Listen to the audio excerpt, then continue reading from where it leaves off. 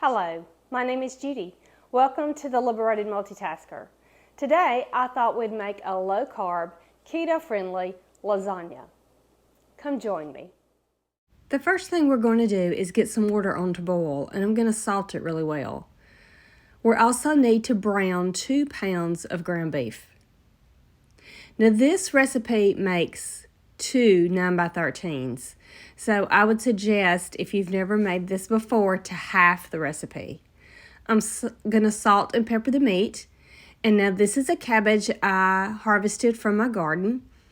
And so I'm going to peel off some leaves and parboil them for about 5 to 10 minutes. It's going to take a good number of leaves.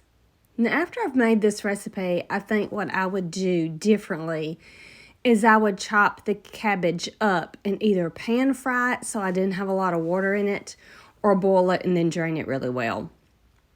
Now one reason you want to use whole cabbage leaves is so when you layer the lasagna, the ricotta cheese mixture will spread nicely on top of the leaves. The reason you would want to chop them up is when you go to serve the dish, you're liable to have large pieces of cabbage leaf that are not in bite-sized pieces, and so I think for that reason it would be better to chop up the cabbage. The layers may not spread as nicely, but I think the end product would be better. Now we're going to mix up our ricotta cheese mixture. This recipe calls for 3 pounds of ricotta cheese. So this is a 2-pound container, and then now I'm going to add a 1-pound container.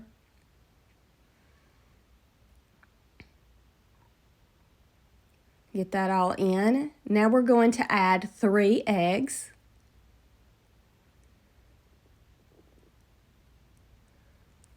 One-fourth of a cup of dried parsley, and then about 1.5 cups of grated Parmesan cheese. And we're just going to mix this together. This is going to be one of our layers, so we're just going to mix this together and set it off to the side. It's just going to take just a minute to get everything well incorporated. That's really looking good. We're just going to finish browning the meat and still waiting for that cabbage to be tender. Now once it's ready, we're going to pull it out on I have a tea towel laid out, and let it drain on those towels. I'm just going to pull them out, and then I will cover it with another towel as it dries and cools off.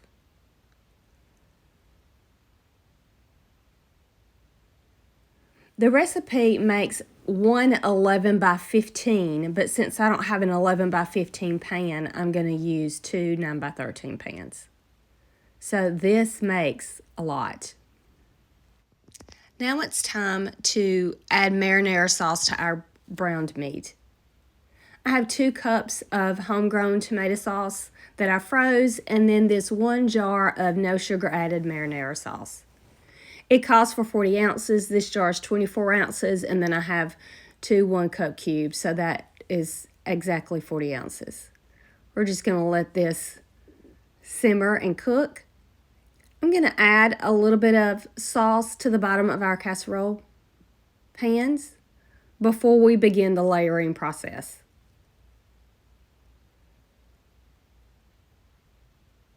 That looks about right. Our first layer is going to be our cabbage leaves. Just going to spread those out to make sure they cover the bottom of the pan.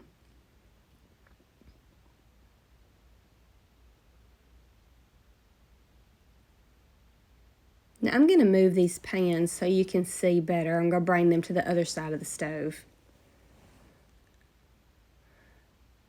Now one thing I do wish I had done after we've tasted the recipe is it did need more salt and pepper.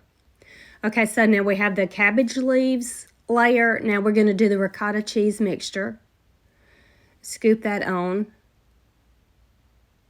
And then we'll be spreading that out evenly. So we end up doing 2 full layers in these pans. Now this is where if I had pan fried the cabbage or chopped it up and boiled it, it would not spread as nicely. but I do think the end product would be much better when you go to eat it. Now we're going to use half our sauce as the next layer. I'm just scooping that out and I'll spread that on top.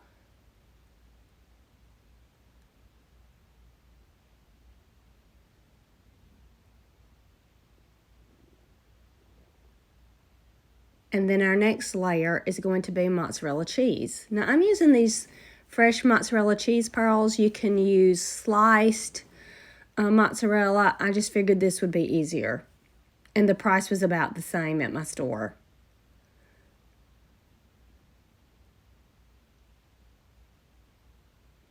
So I'm just sprinkling those on top, and then it will be time to do another layer. Just about got the second one done. Now we also at this point want to make sure our oven is preheating to 325 degrees.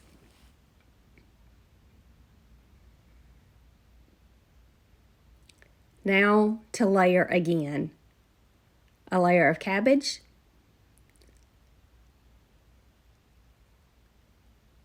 a layer of ricotta cheese mixture. Scoop that out and spread it.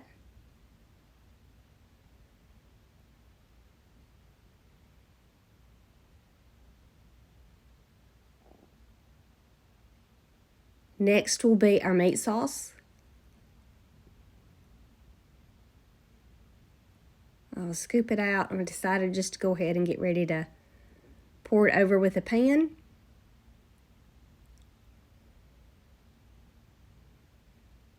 Spread that out, and then we will do our mozzarella cheese layer.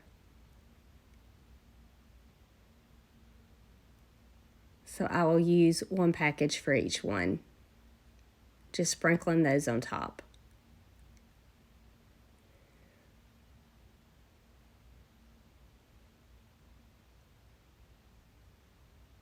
Now we have about 1/4 of a cup of grated Parmesan cheese we'll sprinkle on the top.